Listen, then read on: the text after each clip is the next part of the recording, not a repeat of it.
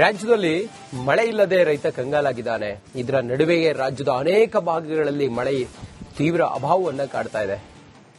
ತೀವ್ರಗೊಳ್ಳುತ್ತಿರುವ ಈ ಪರಿಸ್ಥಿತಿಯ ನಡುವೆ ಕೊನೆಗೂ ಸರ್ಕಾರ ಬರ ಘೋಷಣೆಗೆ ಮುಹೂರ್ತ ನಿಗದಿಪಡಿಸಿದೆ.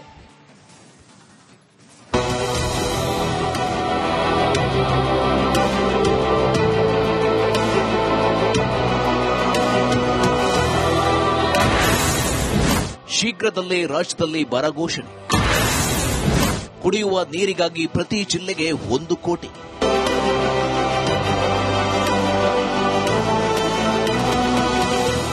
ಭೀಕರ ಬರಗಾಲದಿಂದ ರಾಜ್ಯದ ಅನ್ನದಾತ ಅಕ್ಷರಶಃ ಕಂಗಾಲಾಗಿದ್ದಾನೆ. ಗ್ರಾಮೀಣ ಭಾಗಗಳಲ್ಲಿ ಕುಡಿಯುವ ನೀರಿನ ಅಭಾವ ಸೃಷ್ಟಿಯಾಗಿದ್ದು, ಬೆಳೆ ನಷ್ಟದಿಂದ ರೈತರು ಬೀದಿಗೆ ಬೀಳುವಂತಾಗಿದೆ. ರಾಜ್ಯದ ಬರ ಪರಿಸ್ಥಿತಿ ಬಗ್ಗೆ ಸರ್ಕಾರ ಸಮಗ್ರ ಅವಲೋಕನ ನಡೆಸಿದ್ದು, 102 ತಾಲೂಕುಗಳ ಗ್ರೌಂಡ್ ಟ್ರೂತಿಂಗ್ ವರದಿ ಸರ್ಕಾರಕ್ಕೆ ಸಲ್ಲಿಕೆಯಾಗಿದೆ. ಯಾವ್ದಾದ್ರು ಬರ ತಾಲೂಕು ಅಂತೇಳಿ ಇದನ್ನ ತೀರ್ಮಾನ ಮಾಡಿದ್ದೇವೆ. ಅದೆಲ್ಲ ರಿಪೋರ್ಟ್ಸ್ ಬಂದಿದೆ. ಇದರಲ್ಲಿ ನಾವು ಟೆಕ್ನಿಕಲ್, ಯಾಕೆಂದ್ರೆ ನಾವೇನು ಇಲ್ಲಿ ವೈಯಕ್ತಿಕವಾಗಿ ಯಾವ ತಾಲೂಕು ಸೇರಿಸಬೇಕು ಬಿಡಬೇಕು ಅಂತಿಲ್ಲ. ಯಾವುದು ಎಲಿಜಿಬಿಲಿಟಿ ಪ್ರೋಸೆಸ್ ಅಲ್ಲಿ ಇದೆ ಆ ಪ್ರಕಾರ ನಾವು ಎಲ್ಲೆಲ್ಲಿ ಮಳೆ ಬಂದಿಲ್ಲ ಇದನ್ನೆಲ್ಲ ಡೌಟಿಂಗ್ ಎಲ್ಲ ಆಗಿ ಆ ವರದಿ ಆಧಾರದ ಮೇಲೆ ಈಗಾಗಲೇ ತೀರ್ಮಾನವನ್ನ ಮಾಡಿದ್ದೇವೆ. ನಾಳೆನೋ ನಾಳಿದ್ದೋ ಇಲ್ಲ ಇವತ್ತೋ ನಮ್ಮ ಡೆಪ್ಯೂಟಿ ಸಿಎಂ ನಿಮಗೆ ಯಾವ ತಾಲೂಕು ಬರ ಅಂತೇಳಿ ಘೋಷಣೆ ಮಾಡ್ತಾರೆ. ಈಗಾಗಲೇ ನಾನು ಒಂದೊಂದು ಕ್ಷೇತ್ರಕ್ಕೆ ಕುಡಿಯೋ ನೀರಿಗೋಸ್ಕರ 1 ಕೋಟಿ ಬಿಡುಗಡೆ ಮಾಡಿದ್ದೇನೆ. ಈಗಾಗಲೇ 102 ತಾಲೂಕುಗಳಿಗೆ ಗ್ರೌಂಡ್ ಟ್ರೂತಿಂಗ್ ರಿಪೋರ್ಟ್ ಬಂದಿದೆ. ಈಗ ಮುಂದಿನ ಸಂಪುಟದಲ್ಲಿ ಇಟ್ಕೊಂಡು ಅದನ್ನ ಅನೌನ್ಸ್ ಮಾಡ್ತೀವಿ. ಆಮೇಲೆ ಪ್ರತಿ ವಾರನೂ ರಿವ್ಯೂ ಮಾಡ್ತೀವಿ. ವಾರ 10 ದಿವಸಕ್ಕೆ ಒಂದ್ಸರಿ ರಿವ್ಯೂ ಮಾಡ್ತೀವಿ.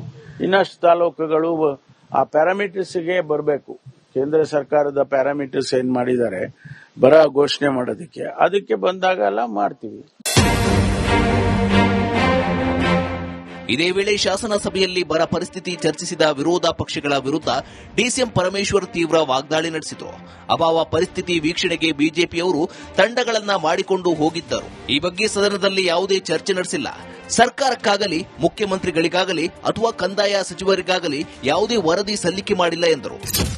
ಬರ ಇವತ್ತು ಅವರೇ ಹೋಗಿದ್ರು. ಬರ ನೋಡೋದಕ್ಕೆ ಅವರು ತಂಡಗಳನ್ನ ರಚನೆ ಮಾಡಿ ಅವರು ಕೂಡ ಹೋಗಿದ್ರು.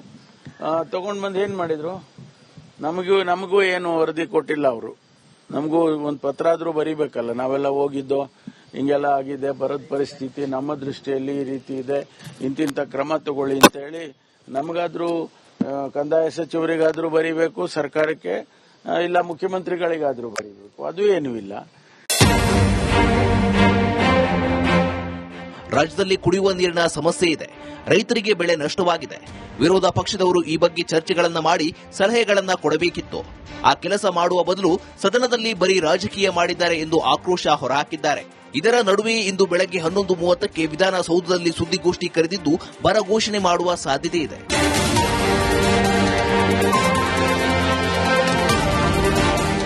ಬರದಿಂದ ಕಂಗಾಲಾಗಿರುವ ಅನ್ನದಾತನಿಗೆ ಸ್ವಲ್ಪ ರಿಲೀಫ್ ಸಿಗುವ ಸಾಧ್ಯತೆ ಇದ್ದು, ಯಾವ ಬೆಳೆಗೆ ಎಷ್ಟು ಪರಿಹಾರ, ಯಾವ್ಯಾವ ತಾಲೂಕುಗಳು ಬರಪೀಡಿತ ಎಂದು ಘೋಷಣೆ ಆಗುತ್ತದೆ ಅಂತ ಕಾದು ನೋಡಬೇಕಿದೆ.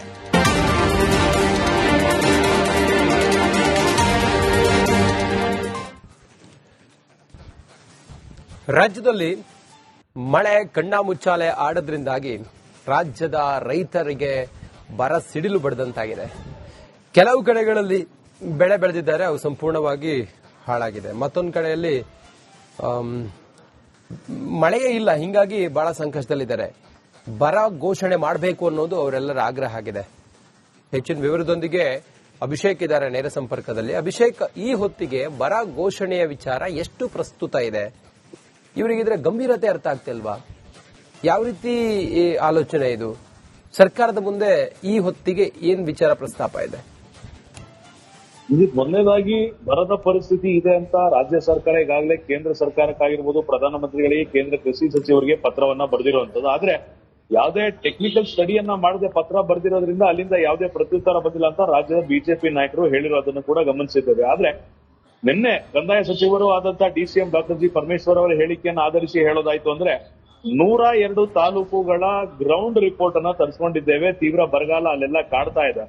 ರಾಜ್ಯದ ಕೆಲವೆಡೆ ಮಾತ್ರ ಅತಿವೃಷ್ಟಿಯಾಗಿದೆ, ಬಹುತೇಕ ಭಾಗದಲ್ಲಿ ಅನಾವೃಷ್ಟಿಯಾಗಿದೆ, ಕುಡಿಯುವ ನೀರಿಗೂ ಕೂಡ ಸಮಸ್ಯೆ ಇದೆ, ಕೃಷಿಗೆ ಸಮಸ್ಯೆ ಇದೆ. ಹಿಂಗೆ ಮುಂದುವರೆದ್ರೆ ಯಾವುದೇ ಕಾರಣಕ್ಕೂ ಕೂಡ ವ್ಯವಸಾಯ ಮಾಡುವಂತ ಕೆಲಸವನ್ನ ಮಾಡೋದಕ್ಕಾಗೋದಿಲ್ಲ.